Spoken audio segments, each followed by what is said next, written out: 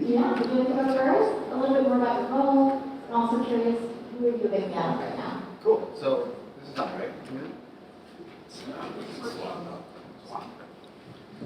Thank you, sir. My name is Tim Turner. I am the CMO of Fanatics Collectibles. At some point, I'll explain the Fanatics ecosystem, but if you Google Fanatics, there's an awful lot going on. So with respect to sports, I've been the CMO of Fanatics Collectibles for about 6-7 months now, which is really cool. I mean, we're starting to build a really large ecosystem to deliver against the fan experience. Collectibles specifically is responsible for physical, digital trading cards and anything memorabilia. So that's what Fanatics Collectibles. Previous to that, I was at Red Bull for 8 years. It's a different type of marketing, very cool marketing, but very different from what I'm doing right now, and left that organization as CMO of North America. And then the question was, who am I a big fan of? It's hard not to be a fan of what the Buffaloes are doing from a Colorado standpoint. Like, I mean, when you hear someone say, look at me, what about me makes you think that I would care about your opinion of me? That is marketing gold, right? Like, regardless of your opinion, your point of view of Coach Prime, print the t-shirt and sell it, right? Like, it's just amazing. The other aspect of the Buffaloes that I actually like is, if you notice what they do on the sidelines, they are capturing content for distribution at different angles on different platforms. It is simply amazing. So it's hard not to be a fan of it, and they're performing on the field. Love it. Robert. Hey, I'm Robert Gottlieb. I'm the president of marketing for Fox Sports. Really pissed off because Dion was my answer to that question. And you got there first. That's so good. I head up Fox Sports marketing, kind of self-explanatory, and it's great to see everyone on empty spots in the front here. We have a little rogaine for the top of the dome over here. Fill it in a little bit. But yeah, I'm a big fan of Dion's too. Business-wise, we've had the first 2 Colorado games on Fox Sports, and the ratings were just mammoth, just shattering. We're sending our pregame show to Boulder this weekend as well, even though it's an ESPN game, because it's seen up there, and what Dion has done is just absolutely electrifying. So I'm a huge fan of Dion's. I was a skeptic, as a lot of people were, and I cannot tip my hat more to that guy. I think everyone underestimated who he is and what he does, and I think he's upending college football in the best possible way. Huge fan of Dion's. Sorry, I know I said this before. We're going to get one question and we're going to keep talking. So I'm gonna throw out another one. But this is interesting in your point from a marketing standpoint. It's also hard not to be a fan of Coco Gauff, right? Just in terms of what she's been able to do. Again, from a performance standpoint, you talked a little bit about what Colorado and the Buffaloes have done, and I know that the U.S. Open was on a different network. But I'm just curious from an overall perspective, as you think about your mix of marketing, like how do you plan for something like that with respect to Coco doing what she done? What she did. It's such an amazing story. I think it was more people watched. In terms of ratings, of course it was someone in the US Open, but I think it was a plus 95% in viewership and plus 92% in ratings. Like, how is that possible, and how do you plan for something like that? I think if you're ESPN, you know Coco Gauff is coming, right? Serena's gone. You need a new crop of stars to maintain that game. Coco was definitely in that group of likely suspects. She may have arrived a bit earlier than anyone thought. So love her, everybody. I think the most exciting thing from a marketing and sports marketing angle about Coco is not what happened now, it's what happens next. Can she blossom and grow into a signature figure that people will care about and will watch for years to come, the way Serena was, or some other athletes. She's poised for it. She's a teenager, won the US Open, has the talent, and just buckets and buckets of charisma. Did you all see the video of, I think, 12-year-old Coco Gauff or 8-year-old Coco dancing at the US Open 12 years ago? Raise your hands if you saw that video. Pretty good spread. She is so charismatic and likable. But like Naomi Osaka was in a similar boat a few years ago, and she kind of, the stardom and the pressure of being number 1 in the world kind of derailed her career a bit. Hopefully it doesn't happen to Coco. Thanks for taking our question. I'm sorry. No worries. Yeah. Get control of this panel. I think we can all agree it's an incredible time to be a fan right now, as we discussed about so many personalities and stories. I think for the first question is, how do you define fandom? What does that look like right now? What makes it unique? I think we define fandom as somebody who's a fanatic. That's the word definitely fits. But I'll defer because I don't want to say anything in No, I mean, listen, fandom is, that's, in some ways that's a really simple question and a really hard question.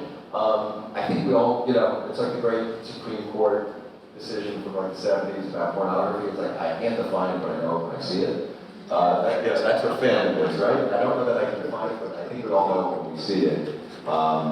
There's a really, fandom is, sports fandom is probably the most passionate community in this country at this point. And I think you only have to look at the National Football League and television ratings and what generates water cooler moments that cross every boundary, every bit of geography, religion, race, political stripe. The one thing that kind of crosses all of that and binds people together in this country is sports fandom. In a way that's just, nothing else does. So that's a really powerful force that we get to work with, which is really nice.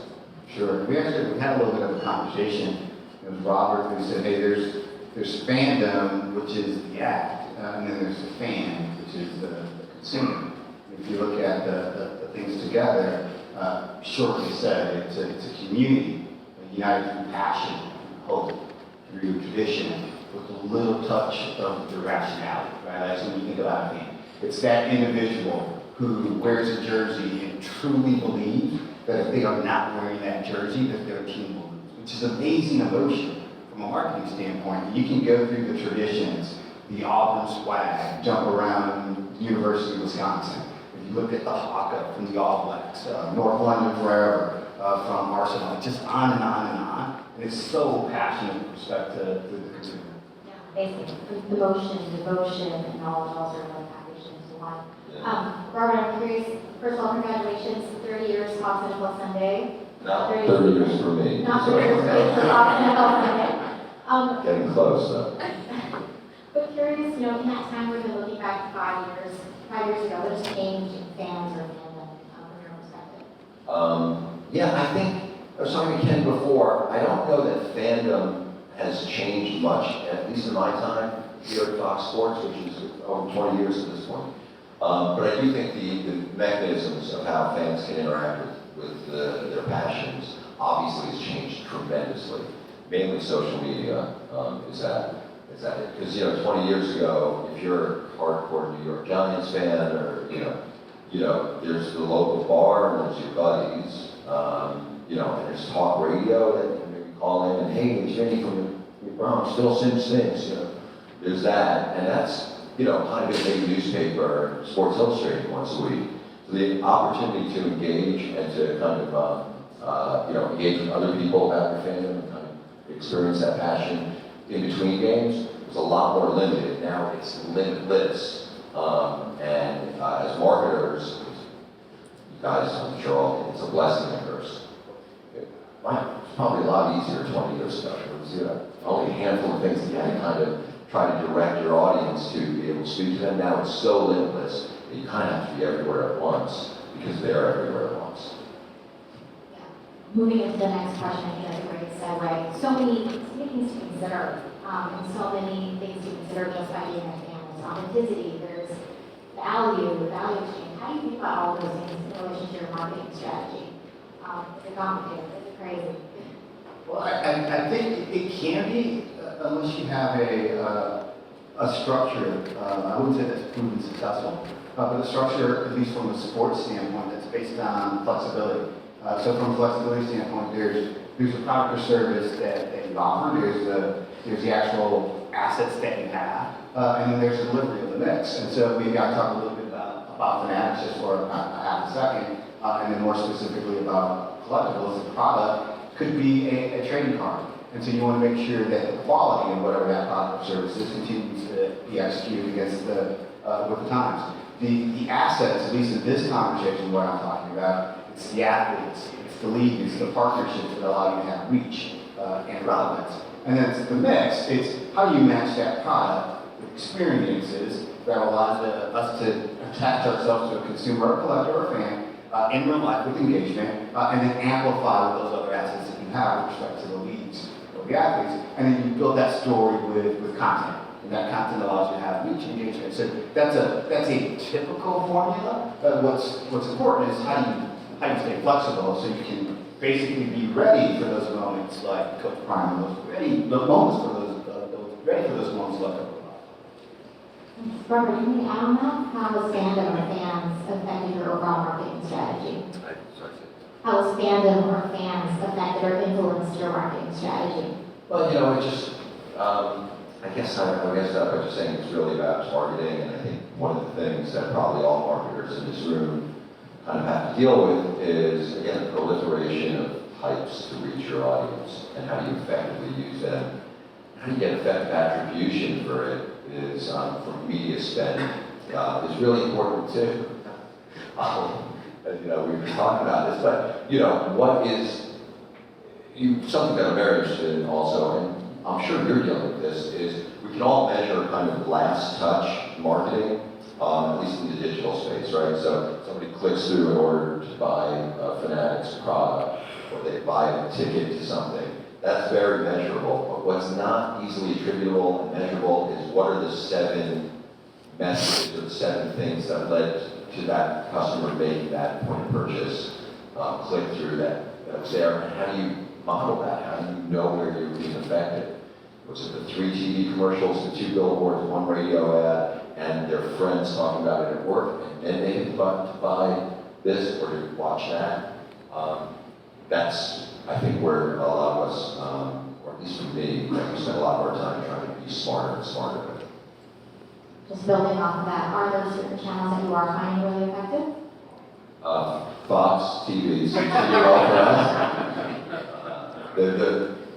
Because we're a TV network, obviously our storefront window are our on-air promos, right? Where it's the equivalent of Macy's or Bloomingdale's, we make those windows really attractive. We have customers who are coming in, we'll go to to buy a nice jacket. So that remains and always will be our primary thing because we own the airtime. But beyond that, I can't necessarily isolate one tactic over another, and I think that's part of the alchemy of modern marketing is that you have to use some bit of instinct to go with the data. There's never enough data. It also depends on how you define success. Like I have to imagine, live sports is one of the reasons why linear TV does so well, because that's where you are. And so if you want to reach a fan, it's really hard not to be on linear. But then as we were talking, something happens after the event, after the game, after the match, where they go to social, and you need to understand the demographics of your target audience, like we talked about before, and then what's the best channel in order to reach them, either via social or through your own channels. I'm curious to, challenges and risks. Sort of thinking about fandoms, they're a dynamic community for sure. Are there ways to sort of get ahead of some of these changes and pivot as they kind of follow the things that they're passionate about? Maybe I'll start, because I don't know if it's different. I don't know if it's different than what I said before. I think the biggest challenge is how do you be flexible? How do you maintain flexibility when things continue to change? But there's a way to, I guess, understand that things are about to happen, the momentum of the tea leaves. So we go, for example, August 30th, there is a volleyball game, a women's volleyball game that happens in Lincoln, Nebraska. There's over 90,000. And a lot of us may say, how did that happen? But for those who watch women's volleyball, the University of Nebraska has 5 national championships. I think they're number 3 overall in the number of national championships. And you know that they're having this match in the stadium for a reason. So there's a way to kind of predict those things.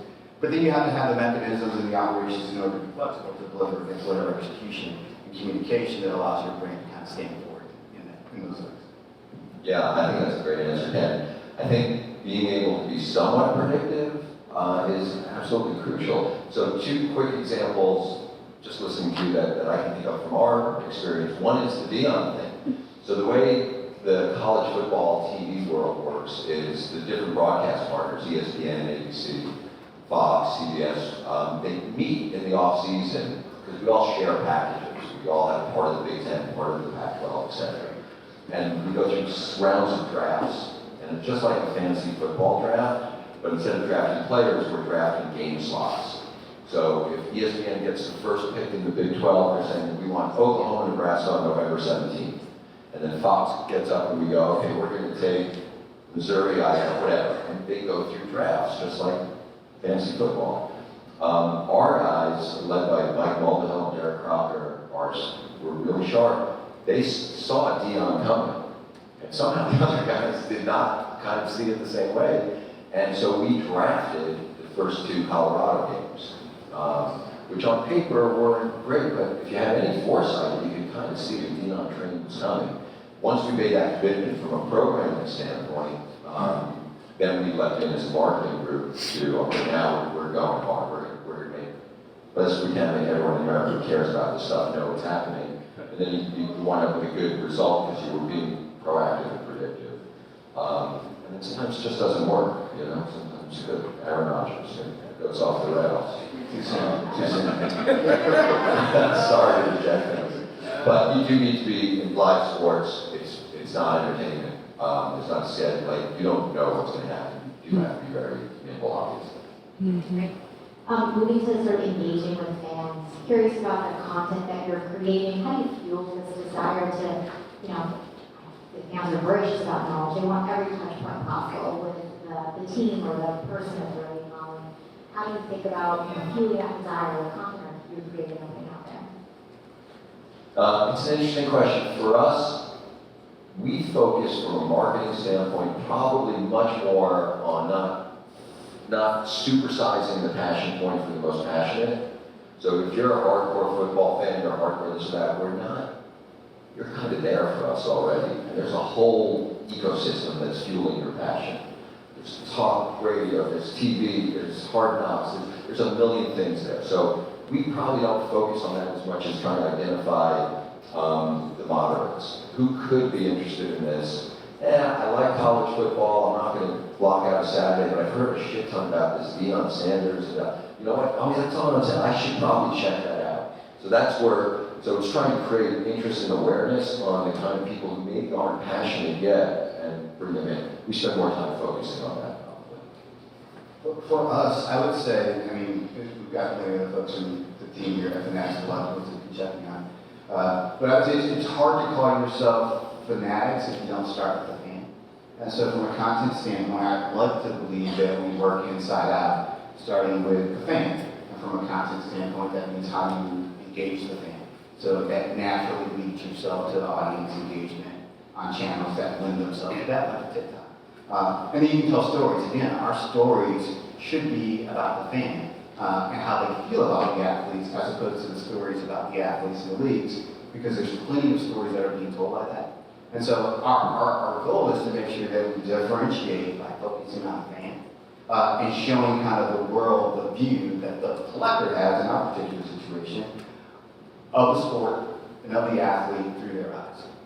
I think we're coming up on time, so this might be one of my last questions. So curious about future trends in fan engagement and fan marketing. What does that look like from your perspective? I'd say for my view on it, the probably most significant future trend, trying to predict the future, Ken, fool's past here, but it's gambling. It's been talked about a lot over the last few years in sports. It's become essentially legalized across the country, state by state at this point. And the leagues are all now in bed with DraftKings and Caesars and gambling things, players. The connection to the fan with gambling is, I think, everyone is going to be significant in the future. And I think one of the big trends is this micro gambling, which gives fans watching at home the ability to bet a little bit of money a lot of times during the game. It's the next play going to be a pass or a run, bet $1. Really kind of scary, actually, because it's kind of like dopamine hits. and it raises the stakes for viewership, but the end result is you could wind up with a large population. We've seen what smartphones have kind of done to all of us. There's that kind of looming specter out there, which hopefully is navigated carefully. Like I said, dopamine. I was thinking of a different reference as you were explaining it, but I guess dopamine is probably better than what I was thinking. From our perspective, at Fanatics, I truly believe that we are building an ecosystem to elevate the fan experience. And those words are chosen very carefully. And so what's next for us, and what's big for us, I believe, is the actual experience. So live events, how to really use our assets, our relationships, in order to make sure that we truly surround the fan with an engagement and experience that they'll never forget. That's kind of next, I believe, for us. And we can do it from a Fanatics holding company standpoint, from a collecting standpoint, obviously, and some of the things that we'll do with Fanatics Live platform. Awesome, thank you. Can I ask Ken a question? Yeah. Who's the biggest pain in the ass athlete you work with? They all want to know. Well, here's the thing. That's really, I'm going to answer your question, but not answer your question. I don't actually work with athletes a lot. So I've got a head of athlete marketing that sits out there that works with the athletes. But I would say I had probably slightly bigger pains with working with artists. There's certain artists who are just very particular about some of the things that they want. And they will not go on stage until they have a line, which is interesting. Not exactly the same. Awesome, I think we're opening up for questions. Yeah, let's do that. Can't run away from that question that beyond its prime. So, questions. Questions. All right. See what you say. Come on, guys. I don't need to be the default question guy today, but I'm happy to. This is such a great panel. So, at our Super Bowl week event in Phoenix this last year, we had a great panel on NIL. And I just wanted to touch upon it and just see what you guys think. I think for two reasons. One, how does that ladder into what you guys are doing at Fanatics now that some of these student athletes are really kind of getting into the mix and starting to, obviously benefit from their name, image, and likeness. And then on the other side, I watched last week's game, Colorado game. And first of all, the coverage was amazing. And I really noticed that at least the broadcast really focused on a couple players, specifically this two-way player from Colorado who's amazing. How does the NIL world, where some athletes are obviously more prominently now featured on campus, going to play into the marketing of these key matchups? And does the fact that they're now going to be also looked as business opportunities affect your marketing or not? Yeah, really good question. It's something, so if you're not familiar with NIL, a couple of years ago, the courts decided that the NCAA doesn't have the right to use the name and likeness of a college player without compensating them. They have some ability to control their own name and likeness, which is a pretty watershed moment. So what that essentially allowed is for athletes, college athletes to be paid. So at the University of Florida, if you're the tight end there, and Shaky's Pizza in downtown Gainesville wants to make you their spokesman, you can sign a deal for $500 to give away pizzas at Shaky's after each game. That's obviously kind of the micro-local thing. The big fear was what you kind of mentioned on our part. We interact as a broadcaster with these athletes, we market them, we use them for tuning, we have them do a post-game interview. It's like, okay, are these kids going to say, no, I'm not going to do an interview with the guys unless you pay me now, which would totally upend broadcast coverage and everything. It hasn't happened. The NIL has stayed, the name and likeness has stayed pretty segmented to brand deals. Caleb Williams with Wendy's, if you watch college football, you'll see a lot of him doing it. There are some big seven-figure deals out there for big players. It hasn't spilled into the coverage marketing in terms of TV, and hopefully it stays dated that way. For Fanatics, it's a pretty straightforward answer. We build products around it. We've got a brand called Bowman, and Bowman is known for doing the best prospects in basketball, baseball, and football. So it actually makes it a bit more flexible for us in the case where we don't have a league license, but we can actually do products and executions and marketing these first. Great, we'll squeeze in one more question and the network will be perfect. Thank y'all for this dope panel. So Ace Patterson, I'm at Five Mac Studios. We're building a digital hip hop trading card game. But I love, Robert, that you said earlier is that fandom crosses identities, right? So I think about how Kevin Hart, he's a super fan of the Philadelphia Eagles. He's from Philly. Snoop Dogg loves everything LA and is a big sports fan as well. And so I'm just really curious, how are y'all thinking about or continuing as you think about the future of sports marketing leading into these entertainment influencers in this kind of way to help, foster and generate, even more super fandom? Maybe I'll start because I think it's a great question. For us, it is the future of what we'll do, but it doesn't mean that we haven't already done anything. So we actually have a trading card product called Alan Ginton. And some of those names you mentioned are actually in that product with the signed autograph like a Kevin Hart. As part of the Fanatics family, we have a brand that's called Zero Cool. And Zero's Cool, kind of claim to fame, was culture cards. So the team's kind of been thinking about it. It's just you just don't necessarily see it as much as with sports because that's where the history is.